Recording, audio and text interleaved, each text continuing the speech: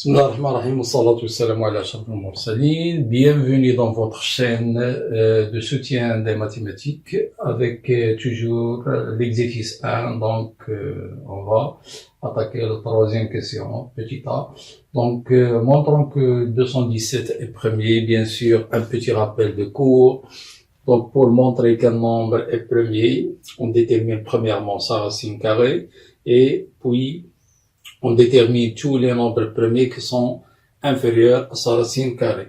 Donc, deux cas à distinguer. S'il est divisible par l'un de ces nombres premiers qui sont inférieurs à sa racine carrée, alors il n'est pas premier. Par contre, s'il n'est divisible par aucun d'eux, alors dans ce cas, il est premier. C'est ce qu'on va faire. Donc, pour montrer que 217 est premier, donc, troisièmement, petit a, montrons que 217 est premier. La racine carrée de 217 environ donc 14,7. Les nombres premiers qui sont inférieurs à la racine de 17 sont donc 2, 3, 5, 7, 11 et 13. Ce sont les nombres premiers qui sont inférieurs à sa racine carrée. Et 217 n'est pas divisible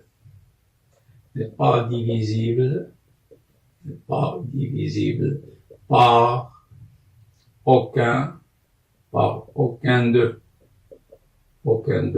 Donc 217 est premier.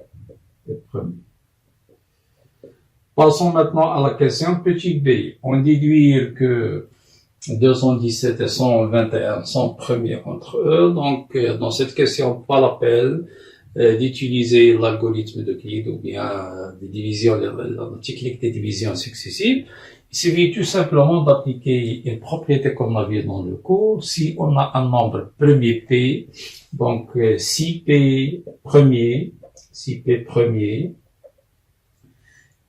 et P ne divise pas A, bien sûr A appartient à Z, alors ceci implique automatiquement qu'ils sont premiers entre eux.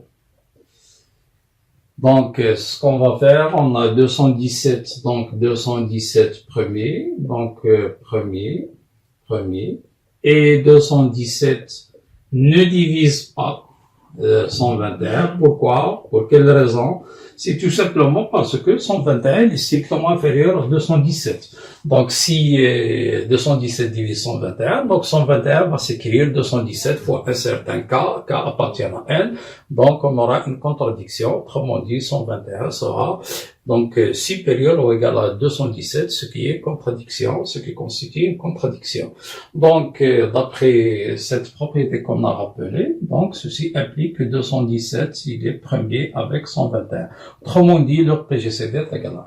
Donc voilà, on a terminé cet exercice. Donc soyez au rendez-vous pour l'exercice numéro 2, qui sera consacré au théorème de Bézout, théorème de Gauss et l'équation diophantine. Donc, n'oubliez pas, comme toujours, de s'inscrire, de s'abonner à la chaîne Top Math et d'activer la petite clochette pour bénéficier de toutes les nouveautés de la chaîne Top Math. Donc, à bientôt.